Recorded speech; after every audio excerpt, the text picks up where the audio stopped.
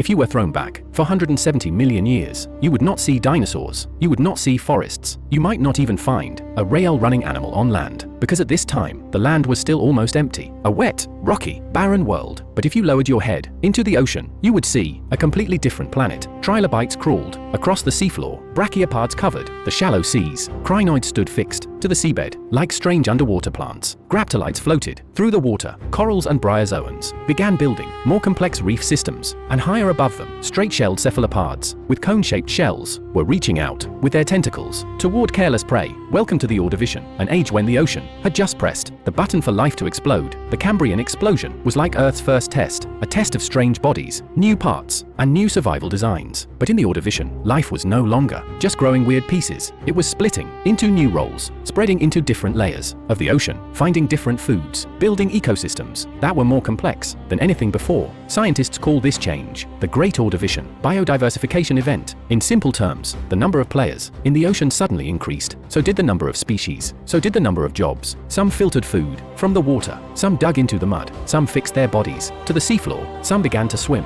more actively. And some officially entered the path of large predators. Trilobites were still one of the most common figures on the Ordovician seafloor, but they were no longer just simple crawling animals. Some developed large compound eyes that could detect predators before they came too close. Some flattened their bodies and hid against the seabed. Others wore heavy armor and even grew spikes along the edges of the body, because the Ordovician ocean was entering an arms race, and near the top of the food chain were animals that looked almost like missiles, with tentacles, straight-shelled cephalopods. They carried long, cone-shaped shells. Their bodies and tentacles extended from the shell opening. Inside the shell, separate chambers helped control buoyancy. By adjusting that buoyancy, they could control their position in the water. Some forms could grow several meters long. When a huge cone-shaped shell slowly approached from the darker water, you were not looking at a drifting piece of wood. You were looking at one of the most intimidating hunters in the sea at that time. It did not need a high-speed chase. It only needed to get close, reach out with its tentacles, grab a trilobite or another soft-bodied animal, then pull the food toward a hard, beak-like mouth. The Ordovician taught the ocean one important lesson: size itself could become a weapon. But these cephalopods were not the only new threat. Jawed animals had not yet taken control of the sea, but jawless fishes had already appeared. The vertebrate line was quietly entering the game. Early sea scorpions were also beginning to appear. They had not yet reached the peak they would later reach in the Silurian and Devonian, but arthropods were already testing more active ways to hunt. The ocean was no longer just a place where life slowly crawled on the bottom. It now had plankton zones, reef zones, shallow seas, and deeper water habitats. Prey became more abundant, predators became stronger, food webs became more complex. This may have been one of the first true, large-scale marine ecological booms in Earth's history, but wildlife was expanding wildly. Not a single animal knew that the entire ocean map was being changed by the planet itself. In the late Ordovician, a huge continent, Gondwana, gradually moved near the South Pole. The climate began to cool. Massive ice sheets expanded across the southern land, but the deadliest part was not that the whole ocean suddenly froze solid. The real danger was that more and more seawater became locked inside. Land glacier, sea level began to fall,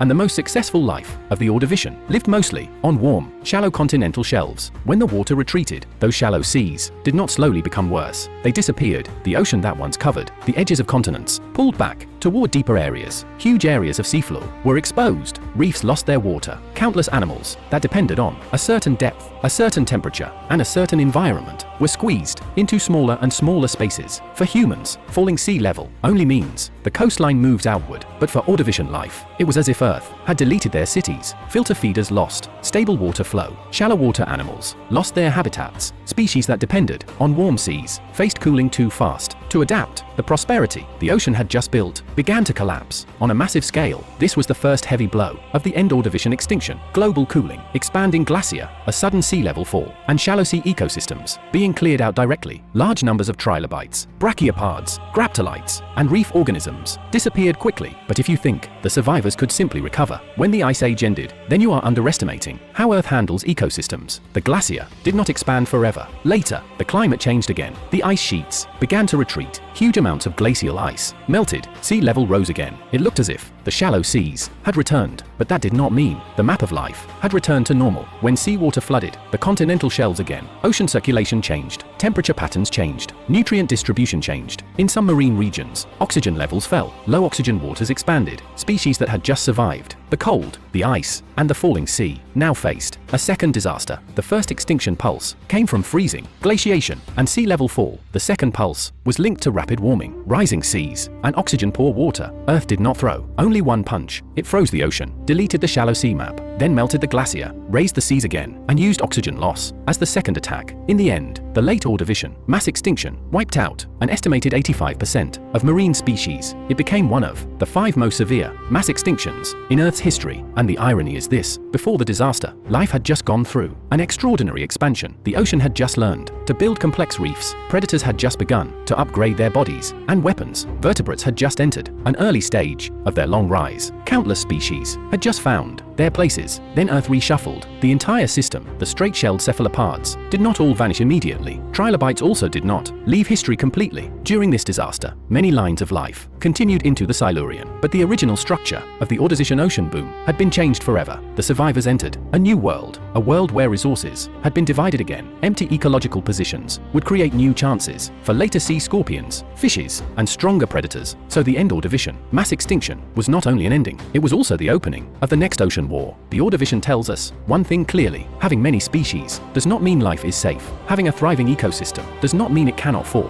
One species can escape a predator, a group of animals can adapt to competition, but if sea level falls, water temperature changes, and oxygen disappears, then life is no longer facing one stronger monster. It is facing a world that is shutting down the conditions it needs to survive. The Ordovician Ocean had just entered an explosion of life. Then Earth suddenly froze the southern continent. It allowed life to expand wildly. Then it used a climate reversal to erase vast shallow seas and punch through the entire food web. This was not the failure of one ocean ruler. It was the end of a whole age of prosperity, an age that Earth itself cleared from the board.